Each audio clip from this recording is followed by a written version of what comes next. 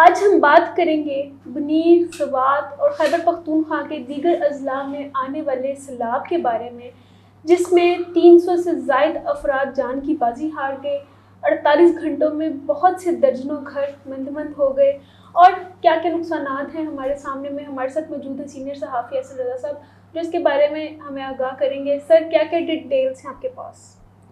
Thank you کرن، بہت اہم موضوع ہے یہ۔ خیبر پختونخوا کے جن اضلاع کا آپ نے نام لیا ہے تو ان میں کلاؤڈ باسٹ کی وجہ سے اور پھر بارشوں کی وجہ سے جو سیلابی صورتحال پیدا ہوئی ہے، تو اس میں یہ پی ڈی ایم اے کی رپورٹ کے مطابق جتنا نقصان ہوا ہے وہ میں آپ کو پہلے بتا دوں۔ 307 ہلاکتیں ہوئی ہیں 2 دنوں میں، جن میں مرد، خواتین اور بچے بھی شامل ہیں۔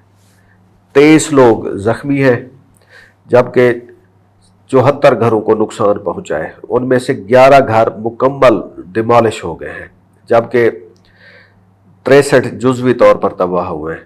سب سے زیادہ متاثر ضلع بنیر ہے، جہاں اب تک 184 ہلاکتوں کی تصدیق ہوئی ہے۔ سر، یہ داد و شمار تو ہیں، لیکن اس کے پیچھے اصل انسانی المیہ کیا ہے، اس کے بارے میں کچھ بتائیے۔ دیکھیں، جب بھی ایک آفت آتی ہے، قدرتی آفت آتی ہے، تو وہ اس کے پیچھے بہت ساری انسانی المیہ چھوڑ جاتی ہے، جو کہ بعد میں میڈیا وقتاً فوقتاً رپورٹ کرتا رہتا ہے۔ اس وقت چونکہ ساری توجہ ہے ریسکیو پہ اور ریلیف پہ، تو اس میں جو اس وقت جو میری ادھر بات ہوئی ہے، یا وہ کچھ میڈیا بی سی نے بھی یہ رپورٹ کیا ہے کہ وہاں پہ ایک امام مسجد ہے مولانا عبدالصمد، انہوں نے جب ان کو اطلاع ملی کہ فلڈ آ گیا ہے، تو انہوں نے گھر والوں سے کہا کہ فوراً نکل جائیں۔ اب اتنی دیر میں جب وہ مسجد سے گھر تک پہنچے، ہارڈلی 5 منٹ لگے، تو جب وہ ادھر آئے تو ان کا گھر مکمل طور پر پانی کی نظر ہو چکا تھا، اور اس میں جو گھر کے لوگ تھے جنہوں نے 5 منٹ پہلے کال سنی تھی، وہ بھی لاپتہ تھے۔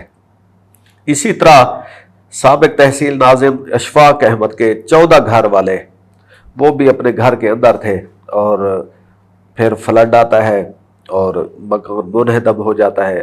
ان میں سے ابھی تک 4 کی لاشیں ملی ہیں، باقی 10 ابھی تک لاپتہ ہیں۔ اسی طرح ادھر ایک نور الاسلام، ایک مقامی کاروباری شخصیت ہیں، وہ خود قبریں کھودتے رہے اور جنازہ پڑھاتے رہے، اور مغرب تک وہ کہتے ہیں کہ اتنے جنازوں میں شریک ہوئے کہ اب تعداد ہی یاد رہی۔ اور یہ ساری جو سارے حقائق ہیں، یہ بی سی اردو سروس نے رپورٹ کیے ہوئے۔ سر، آپ نے سارے یہ تو پرسنلی یا فردن بتائے ہیں، اس میں ریسکیو ادارے کہاں ہیں؟ ریسکیو کا کیا رول ہے اس میں؟ دیکھیں، ریسکیو ادارہ جو ہے نا، وہ مکمل کام کر رہا ہے۔ ہم جب بھی کوئی آفت آتی ہے تو ہم ریسکیو کو تنقید کا نشانہ بناتے ہیں، لیکن حقیقت اب کیا ہے کہ بنیر کے رستے جو ہیں بند ہیں، کہ اگر وہ باہر سے کوئی امداد آنا چاہتی ہے یا کوئی مشینری کی ضرورت ہے تو وہ نہیں پہنچ پا رہی، لیکن ریسکیو کے ادارے جو ہیں وہ کام کر رہے ہیں۔ اور دوسرا مسئلہ جو ہے کہ وہ بجلی اور موبائل سگنل کی بندش نے مشکلات اور بڑھا دی ہیں۔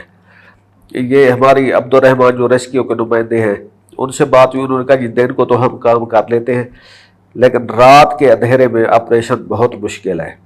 اسی طرح جو ہاسپٹلز ہیں اس میں مسلسل ابھی تک لاشیں لائی جا رہی ہیں، زخمی لوگ لائے جا رہے ہیں، اور ان میں سے ایک گاؤں ہے بشونڑی، وہ مکمل تباہ ہو چکا ہے۔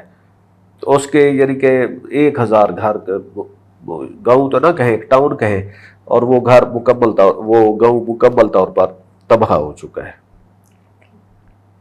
سب سے دل دہلا دینے والی چیز سر، ان سب چیزوں میں یہ سننے کے لیے تو یہ ساری خوفناک ہے، لیکن سب سے زیادہ دل دہلا دینے والی چیز جو آپ کے سامنے آئی ہے؟ دیکھیں، یہ تو فیصلہ کرنا بہت ہی مشکل ہو جاتا ہے، لیکن ادھر اگر آپ اس انسانی المیہ کے پیچھے ایک، جب ہماری دور سے بیٹھ کے ہماری فیلنگ ہی ہوتی ہے، لیکن میرے خیال میں جو سب سے زیادہ انسانی المیہ ہے یا دل دہلا دینے والی چیزیں ہیں، وہ یہ ہے کہ جب ایک ہی خاندان کے کوئی 10-12 جنازے اٹھیں، وہ تو خاندان ہی ختم ہو جاتا ہے، اور جو پیچھے سروائیورز ہیں وہ ہماری ہمدردیاں ان کے ساتھ ہیں، لیکن یہ بہت ہی تکلیف دہ عمل ہوتا ہے کہ جب آپ اپنے اتنے سارے پیاروں کو دفنا رہے ہوتے ہیں۔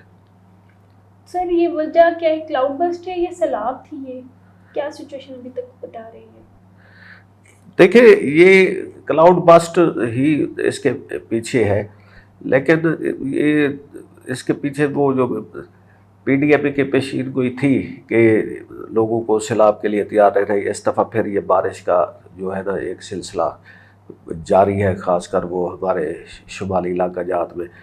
اس کے پی سے پہلے آپ نے دیکھا کہ گلگت بلتستان میں ان آفتوں نے مصیبت ڈھائی ہے، تو اللہ تعالیٰ ہمیں رحم کرے اور ہم اس دکھ کی گھڑی میں غم زدہ مصیبت زدہ خاندانوں کے ساتھ ہیں، اور سب کو سیاسی وابستگیوں سے بالا تر ہو کر حکومت کی مدد کرنی چاہیے ریلیف میں اور ریسکیو کے ورک میں۔ تھینک یو سو مچ سر۔ اور یہ تھی آج کی ویڈیو جس میں ہم نے خیبر پختونخوا میں کس قدر آفات اور مشکلیں ہیں وہ ہم نے اس کو ڈسکس کیا۔ آپ سے ملتے ہیں اگلی ویڈیو میں۔ خدا حافظ۔